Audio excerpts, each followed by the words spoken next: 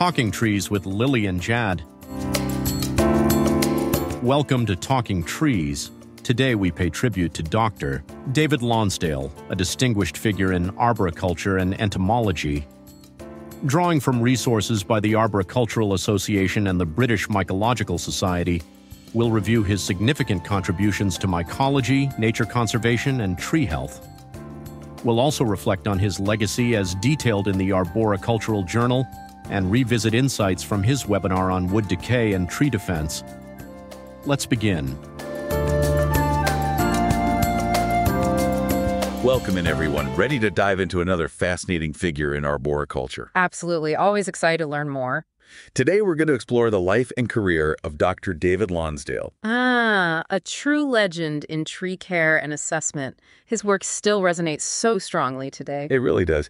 And you know, it's interesting. We have a pretty diverse set of sources for this one, which I think will give us a really well-rounded picture of his contributions. Oh, that's great. What have you gathered? Well, we've got some excerpts from the Arboricultural Association website, including a piece specifically about Lonsdale titled Remembering David Lonsdale. Sounds like a good place to start. Get some personal reflections on his character and impact. Exactly. And to complement that, we also have some insights from the British Mycological Society's website, which I thought was fascinating. His work spans so many disciplines, it's no surprise to see that connection. Right. And of course, we've got the more academic side covered with a tribute from the Arboricultural Journal.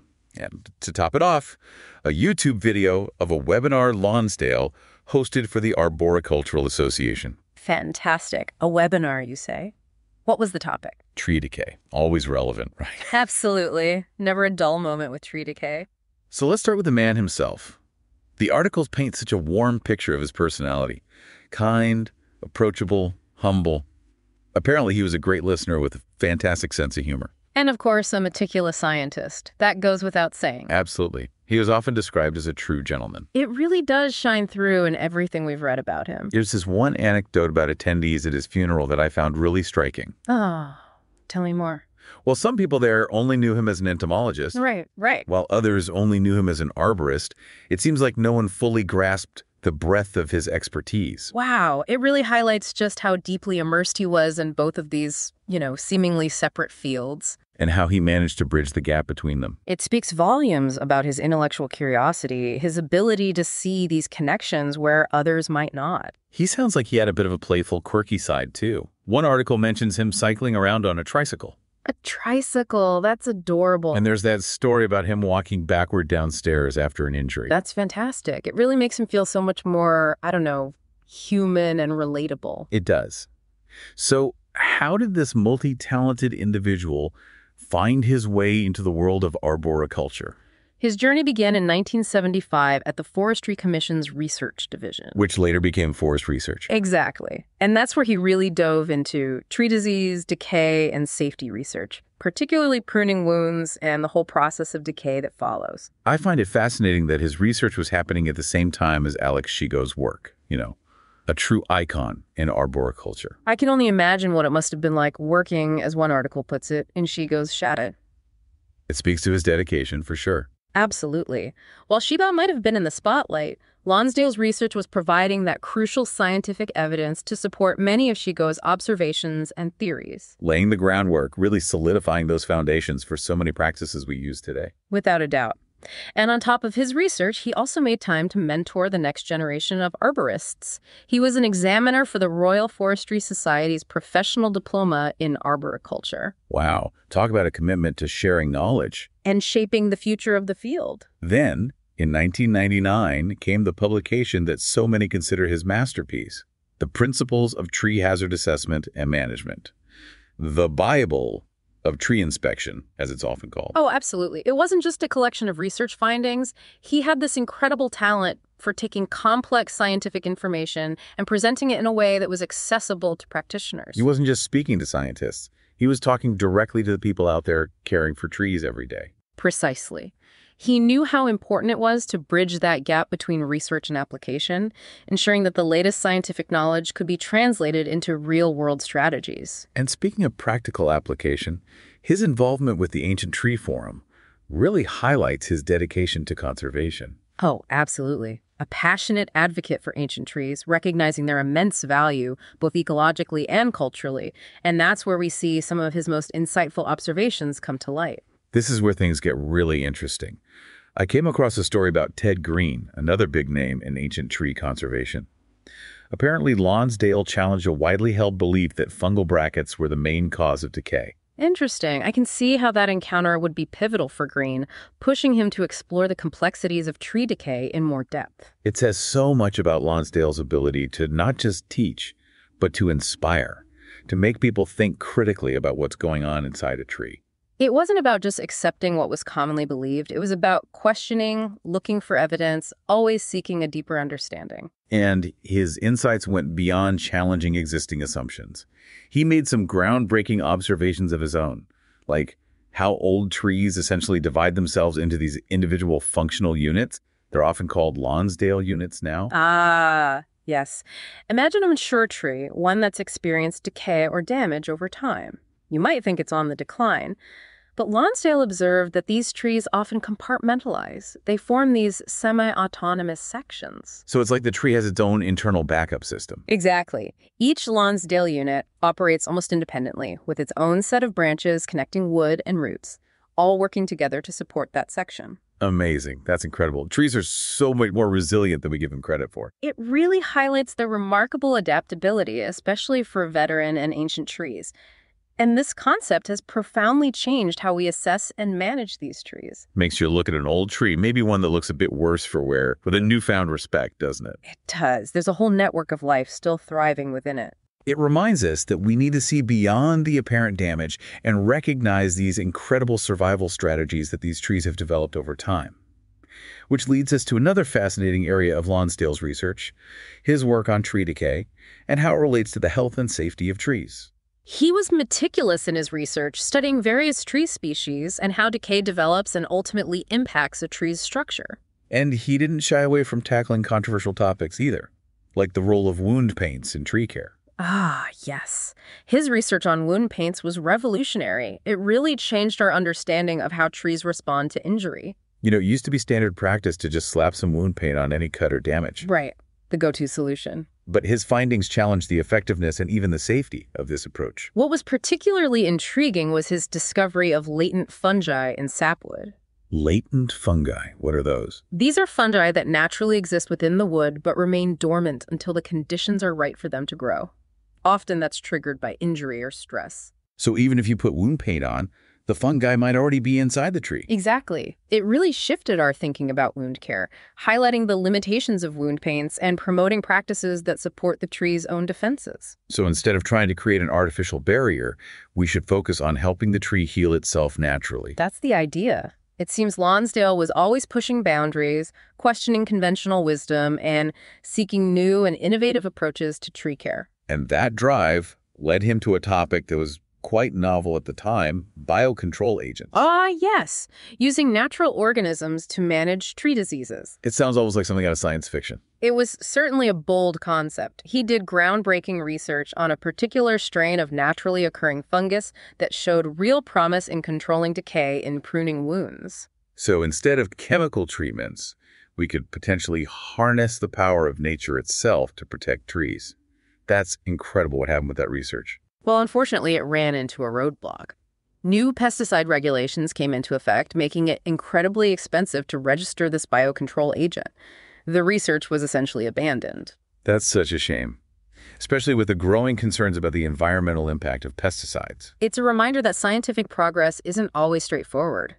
Sometimes valuable research gets sidelined for reasons outside the control of the scientists. It highlights the importance of continued investment in research, particularly in areas like this that offer such promising and sustainable solutions to the challenges we face. Absolutely. And while Lonsdale's work on biocontrol might have been cut short, his pioneering spirit paved the way for future research in this vital area. It's a testament to his vision, his willingness to explore all avenues for improving tree care. And really, it's just the beginning of understanding the breadth and depth of Lonsdale's contributions to the world of arboriculture. I'm eager to dig deeper into his work and see what other gems we can uncover. It really is. And it wasn't just about finding those practical solutions. Lonsdale also delved into these deeper philosophical questions about our relationship with trees and, well, nature in general. Oh, interesting. Like what? In his webinar, he talks about how we tend to view decay in a negative light. Yeah, I could see that. We're so focused on trees as a commodity, as a source of timber or other products. But from the tree's perspective, decay is just a natural process, part of its life cycle. That's a powerful shift in perspective. He encourages us to see decay not as a weakness, not as a disease, but as this integral part of the natural world. Right, providing habitat for other organisms, contributing to nutrient recycling. Exactly. He even points out that we as humans have benefited from decay processes throughout history, finding shelter in the hollows created by decay. It's true. It really challenges us to reconsider that very human-centered view we often have of nature. To recognize the value of all living things, even in their decay. It's a humbling thought. Even in death, trees continue to give back to the ecosystem. Supporting a whole web of life that goes far beyond our own needs. We're just a small part of something so much bigger. Exactly. The health of the planet depends on the well-being of all its inhabitants, from the tiniest fungi to those grand old trees.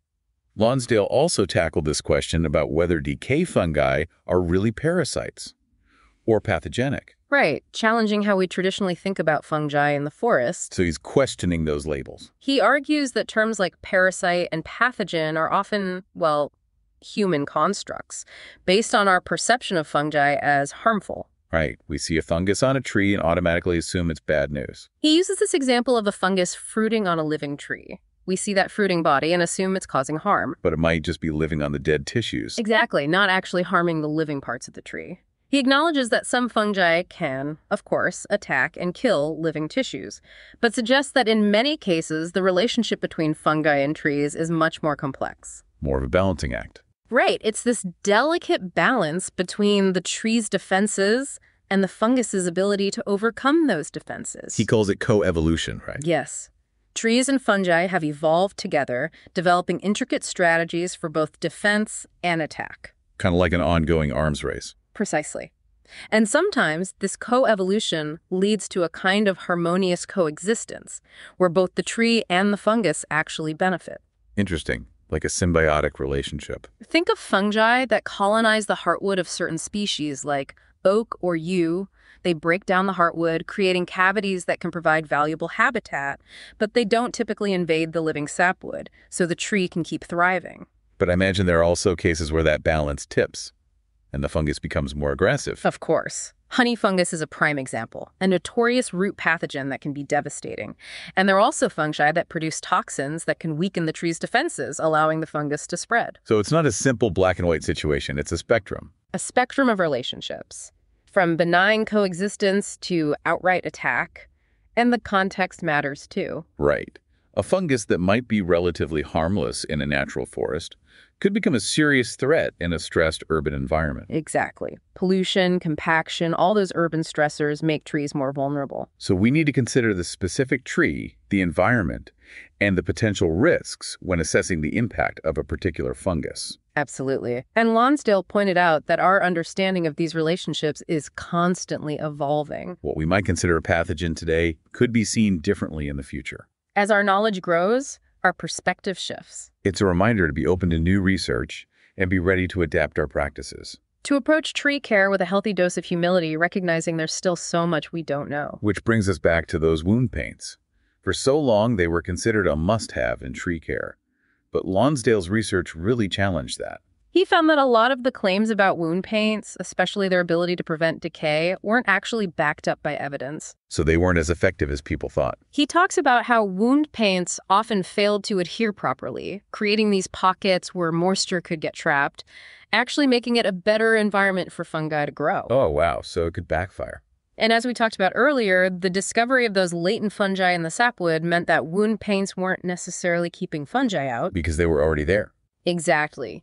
He even found that some wound paints contained chemicals that could harm the tree's tissues, slowing down the healing process. So instead of promoting healing, they might actually hinder it. His research really shifted the focus away from trying to create this artificial barrier and towards supporting the tree's natural defenses. So proper pruning techniques become even more crucial.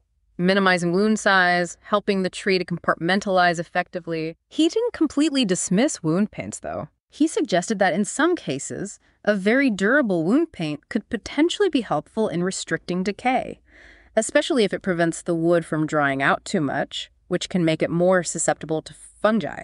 So there might be a place for it, but it's not a one-size-fits-all solution. Exactly. And the main focus should always be on those natural defenses. Wound paints should be used carefully, if at all. It all comes back to critical thinking, evaluating the evidence, weighing the pros and cons, not just blindly following what's always been done. That's the essence of good arboriculture. And Lonsdale's research has had such a huge impact on how we approach tree care today. Speaking of impact, his work on biocontrol agents was truly pioneering. Right, using those natural organisms to fight tree diseases. Such a fascinating concept. He got some promising results, but those regulatory hurdles got in the way. Unfortunately, yeah. New regulations made it too expensive to register the biocontrol agent, so the research was pretty much stopped. What a shame, especially with the growing concerns about the environmental impact of conventional pesticides. It was a setback, but his work in that area really laid the foundation for future research. There's a renewed interest in biocontrol agents now as a more sustainable approach. Hopefully we can pick up where he left off. I think we will. And it's a reminder that scientific progress isn't always a straight line. Sometimes valuable research gets put on hold, but Lonsdale's legacy goes beyond those individual research projects. It's about that critical thinking, questioning assumptions, and really understanding the complex processes involved in tree care. His work continues to inform our practices today. His questions are still sparking new research directions. His impact will be felt for a long time to come. In one of the articles, there's a quote from Lonsdale that stuck with me. He said, "It is therefore with hope for the future care of this great heritage that I approach the end of my work on this book." Really captures his dedication to trees and to passing on that knowledge. Beautiful. And it's a call to action for all of us in arboriculture to continue his legacy. Research, education, advocacy, all essential for a healthy urban forest. Well said. His work wasn't just about those practical fixes. It was about expanding our understanding of how nature works, giving us that deeper sense of purpose and responsibility in our work as arborists. He was a scientist, an educator, and a true advocate for trees. And his influence is still felt today. Absolutely. He reminds us that there's always more to learn, more to discover, more to appreciate about these incredible trees. So thinking about your own work, what aspect of David Lonsdale's research has resonated most with you? How do you see yourself applying his insights? That's a good question. Maybe it's that emphasis on observation, really taking the time to see the tree, its history, its strengths and weaknesses, or perhaps it's that commitment to research, always questioning, seeking evidence, not just relying on assumptions. Or maybe it's that passion for ancient trees, recognizing their importance and working to protect them. Right. Whichever part speaks to you, I encourage you to explore it further. Dive into his publications, the principles of tree hazard assessment and management, his work on those Lonsdale units. So much valuable knowledge to be gained from those resources. They can really enhance your understanding of tree biology. And as you move forward in your career, remember Lonsdale's commitment to education, share your knowledge, mentor others, help our profession to grow and evolve. Never stop questioning, never stop learning, and never lose that passion for trees. Well said. I'll leave you with a final thought. Do you think Lonsdale's passion for both entomology and arboriculture gave him that unique perspective on the interconnectedness of nature? And how might that perspective inform your own approach to tree care? Something to think about as you continue your work in this important field. Until next time, keep exploring, keep learning, and keep caring for our amazing urban forests. Thank you for joining us on this episode of Talking Trees. Today we reflected on the remarkable legacy of Dr. David Lonsdale, drawing insights from the Arboricultural Association, the British Mycological Society, the Arboricultural Journal, and his own webinar. We hope this discussion has provided a clear overview of his contributions to arboriculture, entomology, and mycology. We appreciate your attention and look forward to our next conversation.